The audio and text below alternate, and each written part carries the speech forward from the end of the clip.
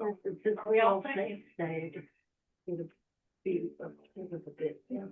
Oh. Yeah, we'll have to say Greek Orthodox, now it's done.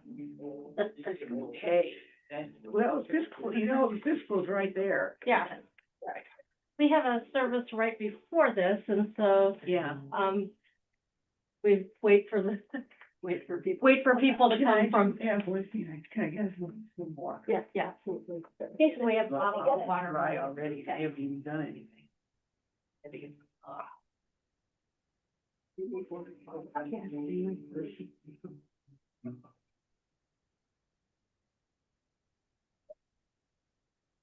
see. So you finally have met Gary. Hello, Gary. Nice to meet you.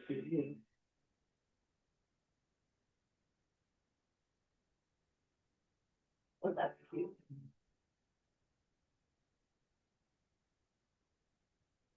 Hot water? I've got a version of water. Yes, you do. Oh, Yeah. Kathy, do you want some water? We call it dirt water right now. dirt water. Anybody else want water? Is that a raise? Oh, no, I got it. Very good description, actually. No. They kind of. It tastes like dirt water. It looks like it's Sean.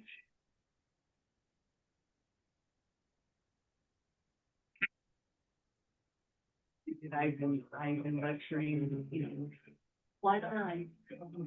We didn't know you. Yeah, and then, yeah. Oh, all right. I'll tell you the most important thing. Jim isn't that person. That's the most important thing. Yes, okay. I think it's okay. Yeah. It does. Wow, they're getting out ahead of time today. Last week, I think they were almost 15 minutes late. Yeah. So it varies from day to day. And there are people from that service that come here, so we have to wait for them.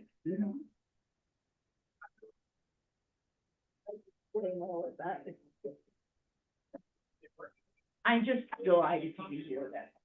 And you will see, we have some icons in the church. I know, Yeah. I remember from Up there. Yeah, Yeah. I remember from the last time that we were In the here. chapel, there's a couple really beautiful ones. After that was here, what year was it when we had an ecumenical service and a take on? Yeah, Oh, okay. a long time ago. Yeah, that's right. Since forever. Since Yeah. forever. So, were you here for our icons and transformation? I couldn't be, I wanted to, I saw that and Yeah. I thought, oh, my goodness, but Yeah. what was the essence? So she's a Swedish artist, and Ludmila Pavlovsky. Actually, she's Russian, but she lives in Sweden. Yeah. Her husband's Swedish, and so she's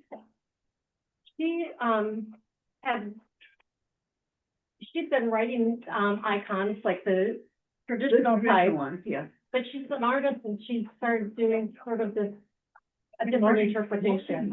So we have one, don't think it's above our altar right now, that we often have above the altar, but, so they were very large. So, I would say most of them were like 7 feet tall and 3 feet wide. And then she also did ones that were this size that she had on stands kind of at an angle in Nam Hall, in our fellowship hall, but, and then the large ones were hanging from the ceiling there. And then she also did a 3D sculpture of people who took out the front pews and, it was a 3D sculpture kind of thing of people holding hands. But you can look her up because she's really, but I was here for a while. It was really stunning. And it took up, like, that kind of kicked us off starting to have art in the church. So if you go in now, we have art in the church, and the artist is one of our members this time. We don't always have members, who are doing art, but the artist, is Stan LaBracco, and he teaches high school art. His background was sculpture, but about 6 or 7 years ago, he decided to start watercoloring. When he was in Spain, he took a watercolor class, and so his watercolors are in the church. So really, Ludmilla's Icons and Transformation kind of started us on a pathway of having 2 to 3 art shows per year. Yeah, and yeah, so it's for a group who appreciate all different forms of art. Well, art, our church has been filled with art in the beginning centuries. Right. So, and what's interesting is that it's not art for art's sake. Right. It's art for religious sake. Right. And so the style, it does differ. Especially in different countries, you can find different styles. But basically, the style is stays the same because they're using artistic techniques religiously and to show things not in a realistic way, but in a spiritual way. And so that's why it stays like that. For a minute, could we leave that door open because people will? Yeah. Yeah. And then we can. Yeah, we just have to give them a minute. There's coffee. We'll give them- Get your coffee. Exactly. That's it. I think that, we'll be able to start in about a minute. I just want The to. early church have wine. That's what I want to know. I don't think I saw it, right? You don't mean early church like the 8:30 service. You mean this? Yeah. The early church. Yeah. I don't. Yeah. I think they Take wine. the early ones, they had lunch or dinner or whatever, with a whole, they had a whole meal. Yeah. I realize. Always some good Easter, from this, Now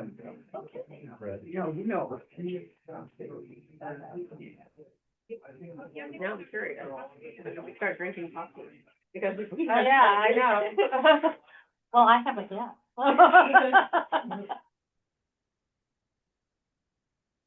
Okay, well, I think we may get a few people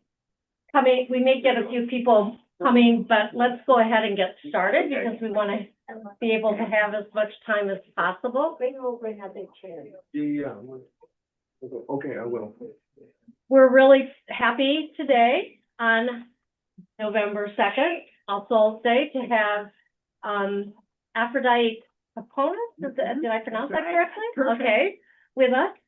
And she is a scholar and expert on icons and has traveled the world and seen all sorts of icons. And so she's going to tell us about icons and the symbolism, and here she is. Oh, well, thank you. Thank you for, first of all, thank you for having me here. It's delightful to be here and to be with you all. My wonderful connection to St. Marcus with James and Grayson and Camp, and we work together in Ecumenical Metro Chicago, and that's how we've been working together for years and years and years. And so it's just a delight to be here with you today. And today we're going to be talking about the sanctity and the symbolism of icons. Okay, what is an icon? Well, in the modern world, you're going to think of it as a visual artistic representation of a thing, like the little house or the icons on your computer or icons in signs. So that's one way to think of an icon. Another way is to think of an icon, like the icon of the of singers would be Frank Sinatra. So that would be another kind of an icon. And we're going to be talking about religious icons. And it is still a visual artistic representation of a person or a noted figure. So it's still that. And why is an Orthodox icon holy?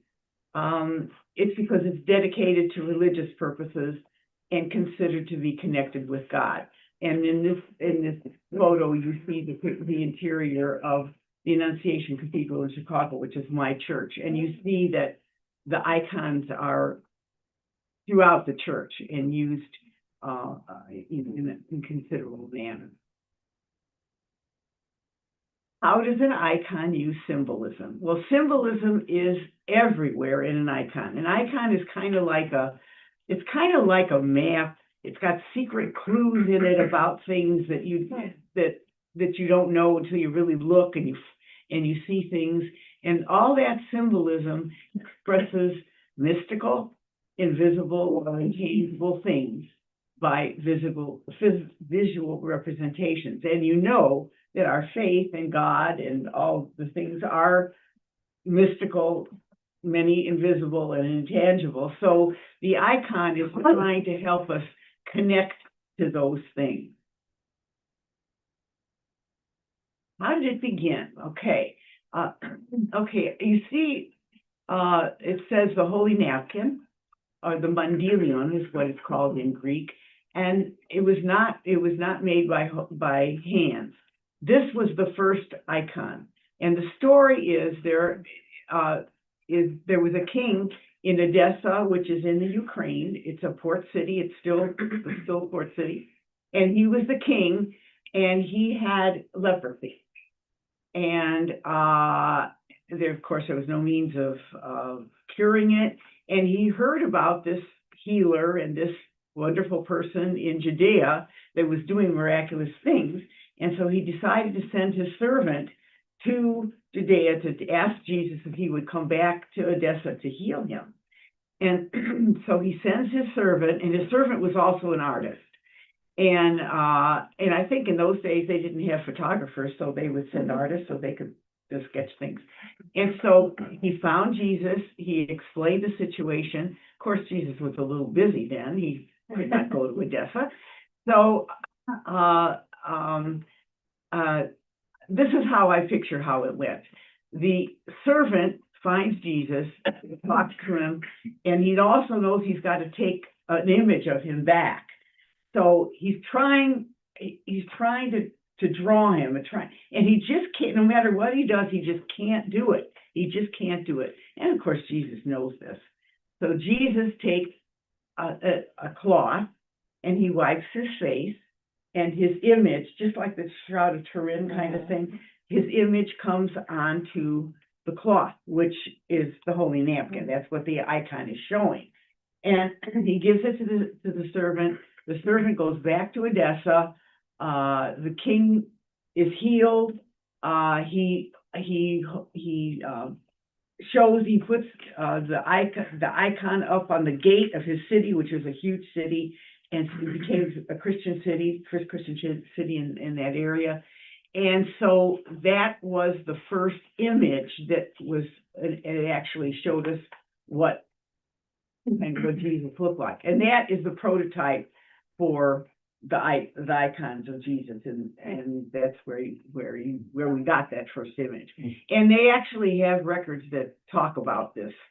And they knew where it was until the Crusaders raided Jerusalem and took it, and then it got lost. But it was actually noted in historical writings. Now, the picture on the other side, I don't know if you knew, but St. Luke, one of the apostles, was an artist. And so here he is shown writing the first icon of the Theotokos, the Virgin Mary and Jesus. Now, he didn't see the Virgin Mary and Jesus when Jesus was a baby, because he knew Jesus as an adult. So he couldn't have visualized that image on the right, but behind him you see an angel, and the angel is helping him to visualize and to help him to make the icon. And that icon is the prototype for the icons of the Virgin Mary in Orthodox iconography, and there is one right there. This is, and you can see that's a modern icon, and it's still using the same type. She's showing, it's called showing the way, and she's gesturing with her hand toward Jesus to tell us that he is the way to salvation. Okay, so what is the purpose of the icon? Here you see two religious pieces of art, but they're very, very different. The icon is not made to show people and objects realistically. It's made to show them after they have been transformed by the grace of God. So you don't want to show the physical reality of people in icons. And we'll talk in a minute how the artists were brilliant in doing that. And in the Renaissance picture by Botticelli, that era came after, and the foundation was iconography, and then they started looking at things realistically, how they saw them in real life. So they started putting in colors and background and perspective and anatomy and all of that. All of that was there back from the time of the Greeks, and the Byzantine iconographers knew all of those things, but they purposely didn't use them because they didn't want the art to look physically real. They wanted it to look aesthetically spiritual. Okay, so what devices did they use? Okay, background. Remember, the other one had trees and mountains and all that. In an icon, the background is usually solid. It's usually gold. It can be other colors too, depending on what resources the iconographers have. But it doesn't want to distract from the people, so it makes it solid so that you concentrate on the image of the people.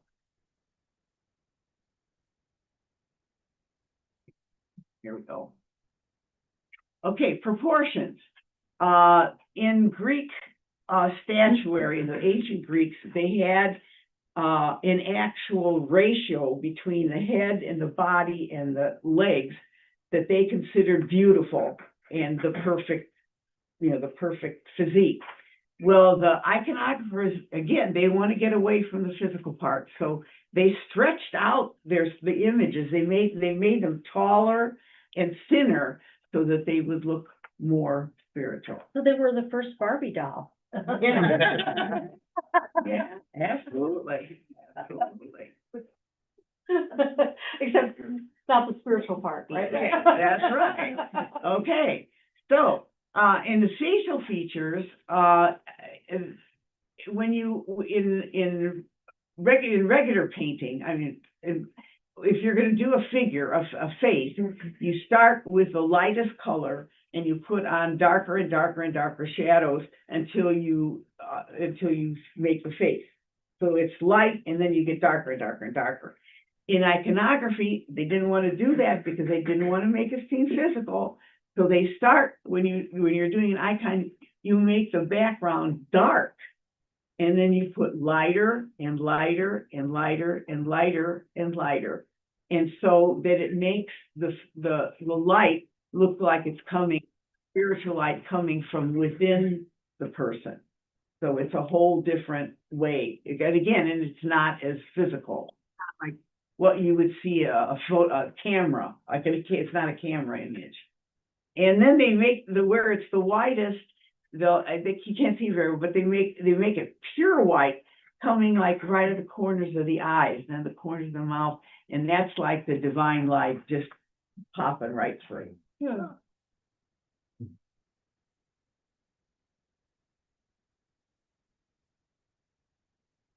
Okay, the inner light, we talked about that, and you can see the difference, with the light coming from within, and the shadow, the shadows in regular art are from an exterior source, either a window, a candle, whatever.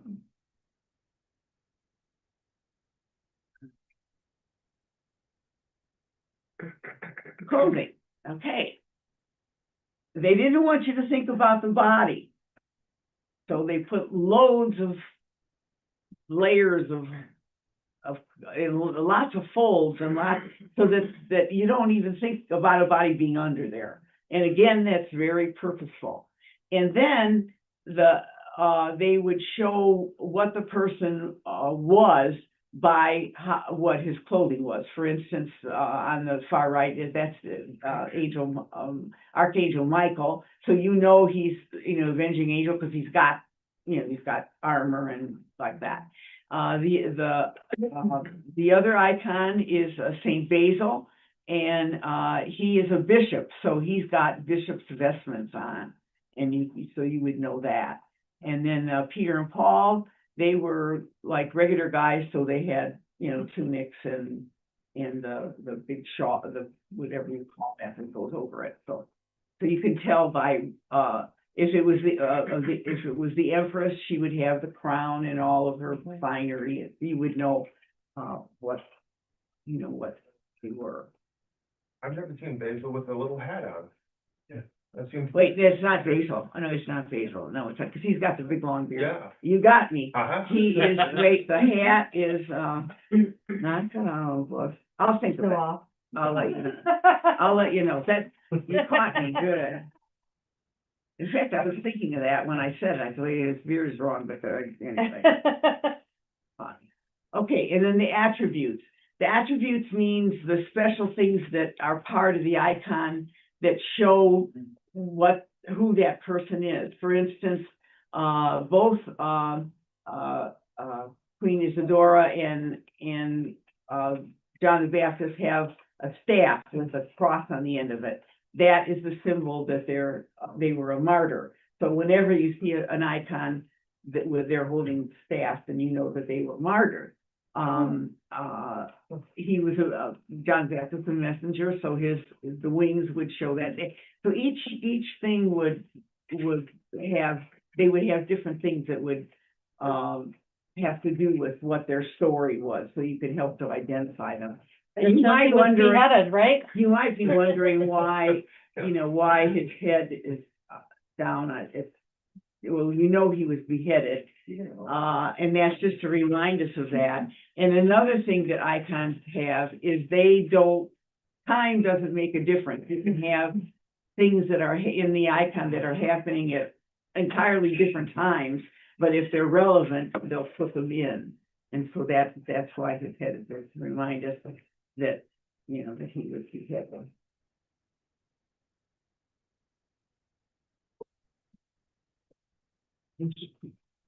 Oh, I missed it. Inscriptions. Oh, let's go back. Go back. Go back. I went too fast. Okay, inscriptions. The icons can look very much the same. People can look the same. They can be events that are portrayed and you're not sure what they are. They don't want you to be in any doubt about what the icon is. So the icons always have inscriptions to tell you. The icon at the top is Jesus. You can always know it's Jesus because in his halo, he always has the initials O-on. It means O-on means the one, means Yahweh. It's the name that he was given in the Bible. So you always know it's Jesus when he has the initials in his halo. And then on either side, you see ICXC. In Greek, Jesus is Jesus Christos. So I and C are the first and last letters of Jesus, and Christos are the last two letters of Christos. And the bottom one, which is the Virgin Mary, the name of the icon is wider than the heavens, because she held Jesus in him, so she was wider than the heavens, and she's this is up in the apse of our church.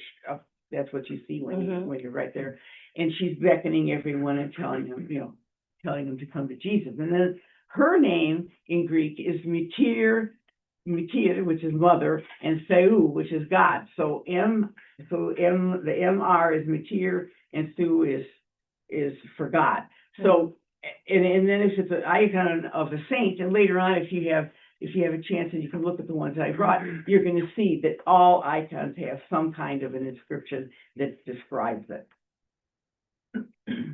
Okay, so we learned so many things from the icons.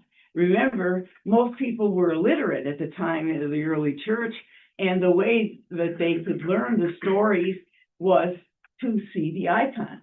And so they were very, very important as a learning tool, and they still are today, because there's so many saints and so many stories, but it's got the clues in there that help you remember. So we see the stories of the Bible, lives of the saints, and then we also see those, who we are supposed to model our life after in the icons. Okay, we're gonna take one icon, the icon of the Nativity, and we're gonna kind of take it apart. Okay, so first thing you notice, she's the largest thing in the icon, so she's the most important right now, and that is the Virgin Mary, of course, and the Christ child. And every icon has to be based on scripture or on the writings of the fathers, on something else that has been written by someone. You can't just put whatever you want into an icon. It has to be based on something concrete. Okay, so this is the Bible passage. Is this one at your church also? What? Is this icon at your church? No, this is a portable icon, and I have one here of okay. the Nativity that you can. I really didn't. You missed the one picture I had of the interior of our church, but the other ones are I've just gathered them. Okay, so that you read, you know the scripture. Okay. All right, go to the next one. And there were in the same country shepherds, and there's the shepherd with the sheep. Wait, let me go back a minute. Okay, it said they wrapped him in swaddling clothes and put him in the manger.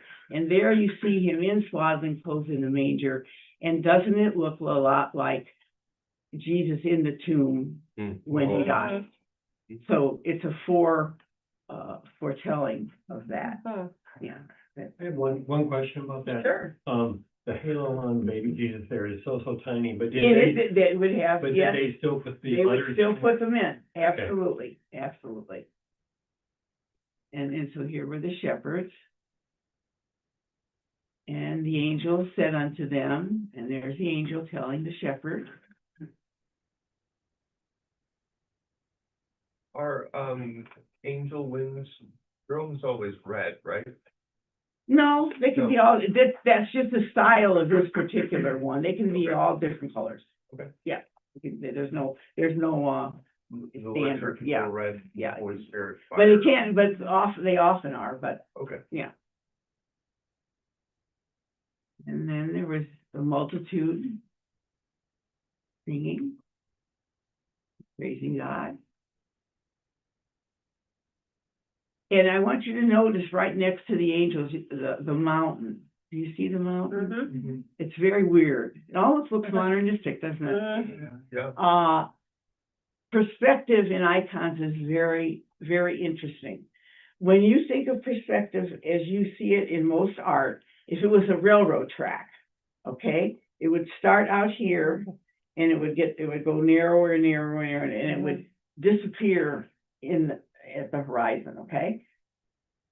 They flipped it and they made it reverse perspective. And so they start out wide and they come forward and in, and I don't know if you can tell, but the feeling of that is that it's coming this way. You get that feeling that everything is coming like this way in the picture. That's why it's flat and then it's coming toward you.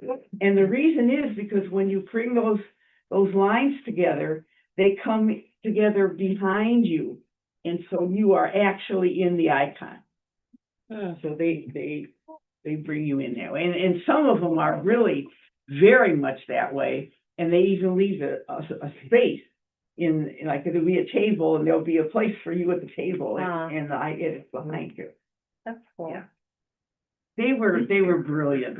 And they used to say that they were folk art and they didn't know what they were doing. And Sure. obviously very wrong.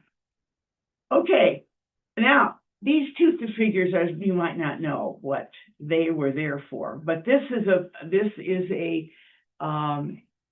prediction from Isaiah. An ox knows its owner and a donkey its master's stall, but Israel does not know and my people do not reflect. So it's telling us that we know that that's Jesus and he's the Son of God, but Israel still didn't know, even though, and they still didn't know it. And so that's why that's put in there as, as a foretell. Okay, and then here's the whole story, the wise man coming from the east and where he was born, and you see his star. So on the left, you see the three wise men. Now they're not on camels, they're on horses. Well, if they were the kings from the wise, they would be riding, the only kings rode horses.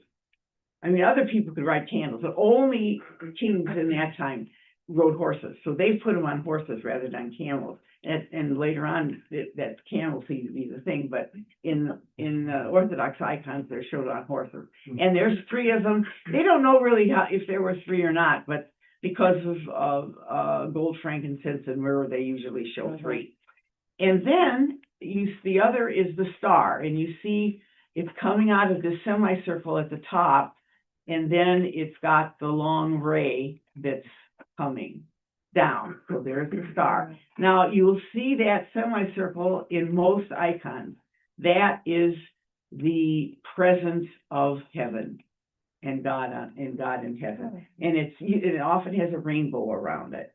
But that's what, so you look for icons and you'll see that in there too. Okay, and then we have two things that aren't in, they're in other scriptures, but not in the usual Bible story that we hear about.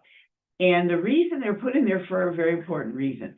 On the left, you see the women are bathing, getting ready to bathe the new baby. This is to tell us and to teach us that he was truly human. He was born of a mother. He had to go through all the things that new babies do. So that's why that's so important to be there. And then in the others, this is really an interesting one. Did anybody have any idea who that might be? Oh, that's the tree of Jesse, by the way, which is where who came from the tree of Jesse? That doesn't look like David or any of the Davidic line to me, but I think like maybe Isaiah, because he's the voice crying in the wilderness. No. And the only extra biblical thing what I saw was like St. Anthony, the first of the monastics. Okay, it's a lot simpler than that. It's Joseph. How? It's Joseph, yes, and then he is talking to this grizzled old man with a cane, and that is Satan. Oh. And Satan is trying to convince him to leave, the story. He's trying to convince him to leave Mary, and so it's reminding us, okay, even then that the Satan was trying to intervene, and so he's talking to Joseph, and of course Joseph doesn't listen to him, and life went on. What text is Joseph's temptation from? I don't know. It's from maybe the Apocryphal. Yeah, okay. But I'm not sure which one. Joseph was, no, it's in this, Joseph was going to, Sure. He was going to dismiss I her. don't think Yeah, so. he was going And then he had a to dream. He was yeah. going to dismiss him, but Yeah. I don't think that there was actually a Satan figure. No, but they're But showing. no, that's awesome. I think that's great. Showing Yeah. who was, yeah, Yeah. okay. What is the date of this icon? When was this icon created? This is actually a fairly modern. Oh, okay, this is. But see, this is what's wonderful. That same image is the same one that has been used for centuries and centuries and centuries and centuries, because it's got the truth in it. And if you start to fiddle with it, you're going to start to fiddle with truth. And so they said, that's why an iconographer, if he or she wants to be an iconographer, has to be an apprentice to an iconographer that is an established one. They have to pray, they have to know the Bible and all of that. I mean, they have to be a very spiritual person. They have to be a very learned person as far as, you know, as the scriptures are concerned. So it's a lifelong, you don't just say, oh, I'm going to become an icon, you know, it doesn't happen that way. And then the bishops always, for the icons that are going into the churches to be in part of, you know, the common prayer thing kind that in the church, the bishops have to okay those icons. They can't just put up anything that they want. Okay, so now we know that icons are a way God and the saints are near us and to offer their love. And they're near us spiritually, but they're actually near us in the icons. And I don't mean that we should be worshiping the wood and the paint, which was an issue, and there was a 150-year war over that. And the icons were destroyed. So many times if you go, like if you go to Cappadocia, all of the inside the mountains, they actually carved out churches inside of the mountains, because the mountains are made of a soft material, and they actually carved, you know, actual churches out there. And the eyes of all of the icons are you know, are gouged out. So it's very sad. And so we have a few that were saved at St. Catherine's in Sinai in Egypt, because the war didn't get to that monastery because it was so remote. So we have some early icons there, but most of the early icons have been destroyed, which is really, really sad. But that's that's a part of it. So the icons are supposed to be a connection. I say, well, you know, how's that? Okay, let's look at that. Okay. What would you call the mosaics in Ravenna? Are they? They're icons, yes, they're just And mosaics. they are what, 5th century? 5th century, yes. So that's some of the earliest. Yes, And and they were preserved because they were, yeah. Stone, and they were. Right, and it needs to be awfully hard to take those apart. Yeah.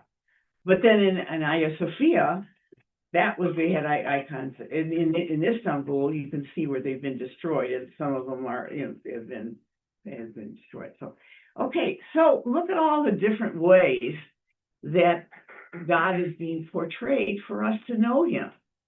Creator, eternal. That's Transfiguration, where He was, you know, He was glorified with Moses and Isaiah, Elijah on either side of him. Judge. Now, in the Orthodox Church, that is an image of Christ Pantocrator, or the judge and ruler of all, and it's in the dome. It looked like that. So was when you what it walk into was, the yeah. church, it's there, and it's huge, and it's inside the dome. So that's what that image is. And then merciful, as you know, He was crucified for us. So that's what's being shown in that icon. And then the loving. And I wanted to just have you take a moment to notice the crucifix. That's a Russian icon, and they elongated the body in their icons even more than in the Byzantine style. But I want you to notice how He's on the cross. If you take a minute of the crucifixes that you usually see at Catholic churches. I'm not sure about here. Maybe, I don't know. But the crown of thorns is pressed into his skull. There's blood dripping down his face. That he's in agony. He's contorted. It looks like he's suffering. Okay, very suffering. But Orthodox do not show a suffering Jesus on the cross. They show him like he's like this. He's offering himself to us. willingly, and so the icon shows that. Because we have to remember that he did this for us, did it willingly, and so the crucifix will not be the contorted. You don't see his pain, you see his mercy and his love for us. That's what you're feeling. And for us, the naked cross, the cross without Jesus, is what we use in our churches. I mean, I have one on. This is what we use. It's not a cross with the corpus on it. It's an open cross, and so that shows that. Now, this is the icon of the resurrection. What are we doing on time? How are we doing? We're good, okay. We have 15 minutes. Okay, that's good. Okay, so this is the universal icon of resurrection. You cannot show the resurrection because we don't know what happened. I mean, there's no way to know what actually happened. So because they're icons, you can't show what you don't know. So they decided that this was going to be the image for the resurrection, and it's called the harrowing of hell.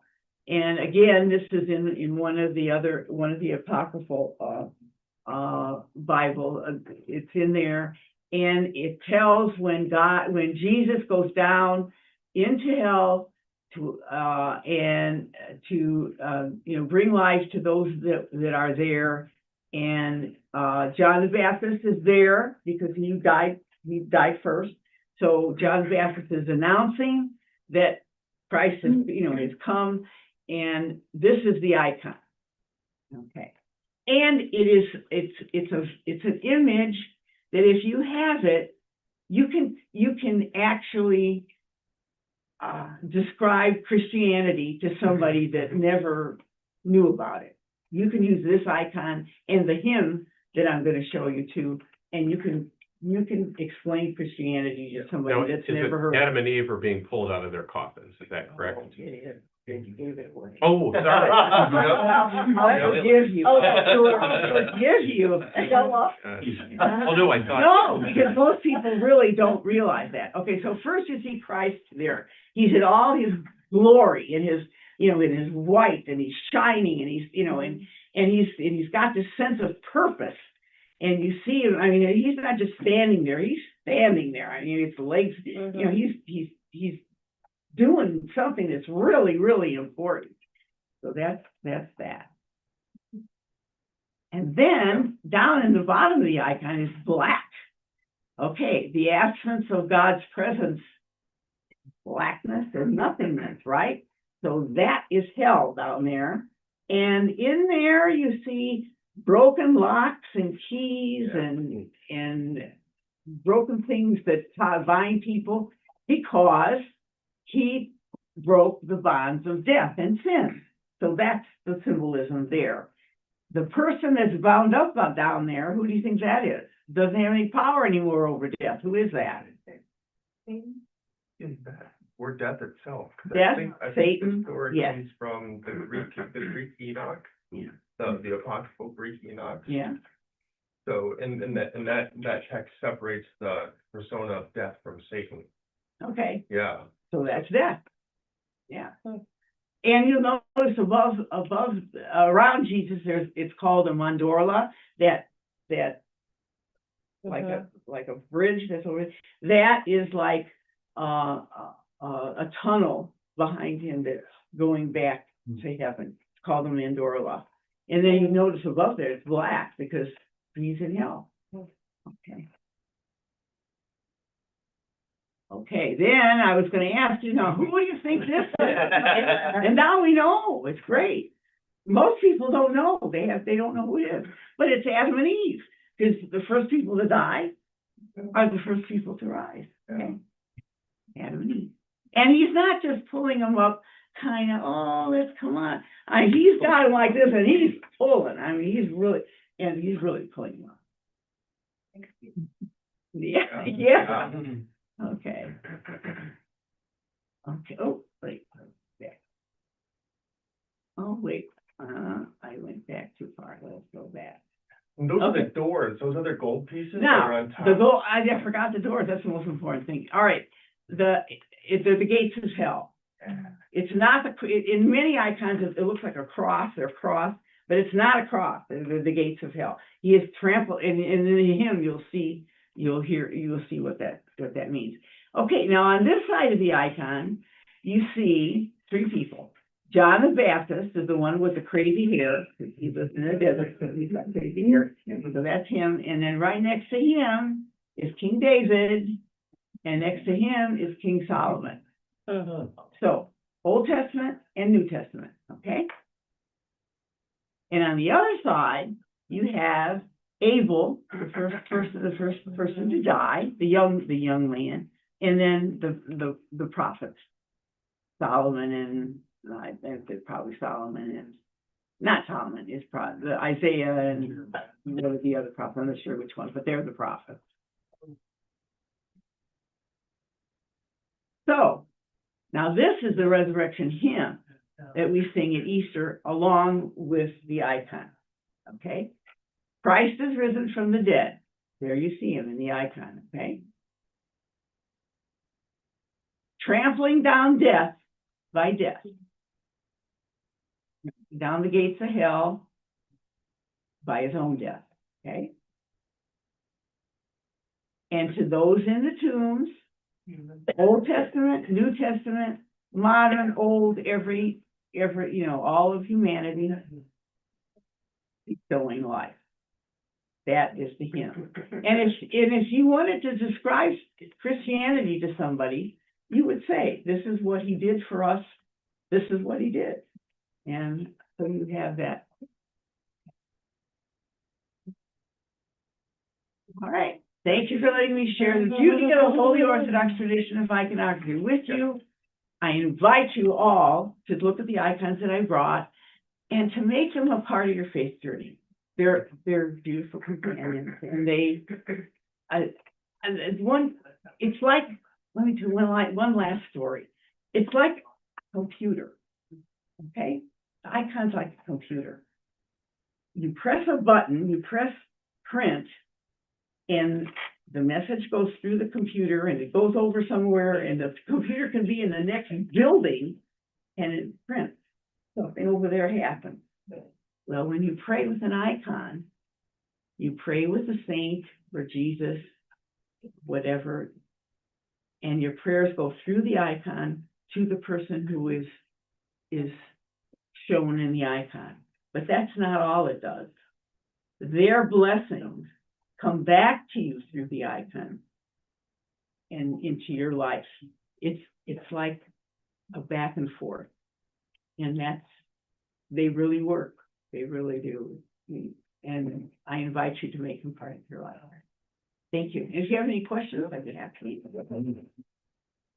This group usually has questions. Yeah.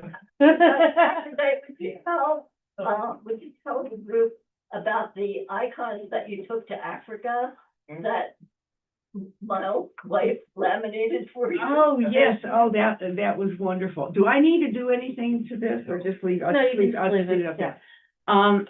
Okay, I had the wonderful opportunity to visit Kenya with our mission team. And they were taking a team of American Orthodox to a school and that was there. And I was a teacher, so I was going to teach icons, and we had teachers, we had nurses, we had different people to go. And in Africa, and this has been quite a while, in the places we were going, they didn't have the iconostase. In every Orthodox church, I wonder if can I try to go back to that one that showed the church? Is it worth going back to it to look? Let me see if I get back to it.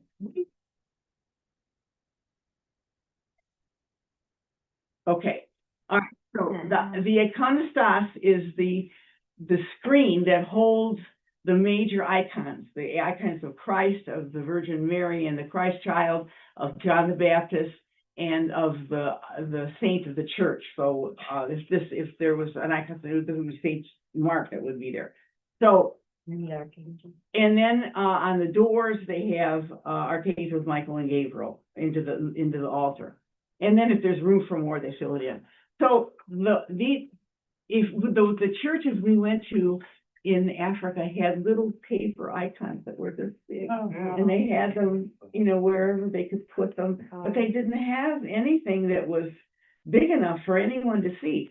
So I got the idea of making icons this big, paper icons, and laminating them so they could at least, put up the beginnings of an icon, of the icon screen until they could afford to do a real one. And so we went back and forth and all of that, and we did it, didn't we? We did it, and so I had, I think 18 to 20 sets of them. And I had, and that was a whole suitcase just to take that over, and they were just, I can't tell you, I mean, it was like taking over, $1 million. Yeah. Because it was something that they, That's and wonderful. hopefully it gave them the idea to do that more. Now, today, there's a man who, he started out going and building, baptismal fonts, not fonts, but building that that are big enough to walk into, because they're baptizing adults. In America, we got into just fonts because we weren't baptizing adults, we were just baptizing children. Changing now, and we're, as with converts and stuff, but, and then he figured out this way to build these walk-in, baptismal fonts. And then he did that, and then he thought, well, they still didn't have the iconostasi. So he put together a plan and then made it, like a set, you put this board together with this board, and it's a whole thing, and the people of the church could build it, which is really cool. Yeah. So. Is there kind of any kind of standard for what must be up on that and what is bringing? For the iconostasis, Yeah. there's Okay. four mandatory. Jesus as teacher, which is just to the right of the royal doors. Next to him is John the Baptist as the most important saint. And then on this side is the mother and Christ child. And it's usually this one that's showing the way. It could be others too, but it's usually that one. And then the icon of the church. And then the other ones are according to what the church wants to do. But those four are you'll find those in all Orthodox churches. And Orthodox, there's Greek, there's Russian, there's Serbian, there's Romanian, there's Ukrainian, there's Middle Eastern, there's Lebanese, there's Swedish, there's British. And we all use the same liturgy. The liturgy is the same as it's been, from antiquity. That's Basil the Great. Yes, yeah. No, actually, the one we use on Sunday is St. John Chrysostom. Okay. And then on St. Basil, we use it during Easter. And, which is longer, yes. Yeah, but St. John Chrysostom is our usual liturgy. And we have choirs. We have chanters. What other questions? So it looks like, just I didn't find a text in an apocryphal or story about personifying the devil as the reason that Joseph was going to put her away. But to me, it looks like similar to the harrowing of hell, that point in personifying the devil and Joseph rebuking him was a theological teaching that this is what happened. And so I guess I didn't also know Joseph is known as something like the pusher of the way of the devil, which is cool. So it's like the icon is teaching the theological. Well, that's what they do. They teach the theology. When you start to get into the theology, is amazing how they put the theology into the icons, and this is how they taught, and this is also how they kept the theology pure because it's there and it's down and you can't fiddle with it. I mean, I know you can, but still, it was rock solid because it was down and it was, and they didn't put it in the icons until they were sure that it actually reflected the best way that could be passed on. So that's why it was so important to go from apprentice to, from master to apprentice. Well, I really appreciate your explaining all that, because I think I've appreciated looking at icons, and I haven't known how to, kind of Look interpret further, them, yeah, or, look right, a little or, deeper. right, yeah. Like for instance, another one is the clothes that the Virgin Mary wears. She wears red against her body and blue on top. Jesus wears blue underneath and red on top. Because red is the color of humanity, so she was human, so she has the red next to her body, and then she puts on the grace, so she puts on blue. Whereas Christ is God, so he's got red against his body, and then he puts on humanity, so he puts on. And you can see that really well Yeah. in the center part of the scripture. Yeah. Cool. I think. So everything is, Told us that praying in front of an icon is like receiving the prayer back. Yeah, it does, it comes back. Yes, and I have. The blessings come back, yes, and that's one of the special things that you think, I mean, if you don't know anything else about icons, just know that it is holy. It is holy and it does bring you blessings. So that's why people have them in their homes, in the bedroom. We can Thank keep you. talking, but I have to, Okay. Yeah, we have to. Yeah, sorry, I need to go off, but thank you. This has been fascinating. Thank you. Thank you. Oh, my pleasure, complete.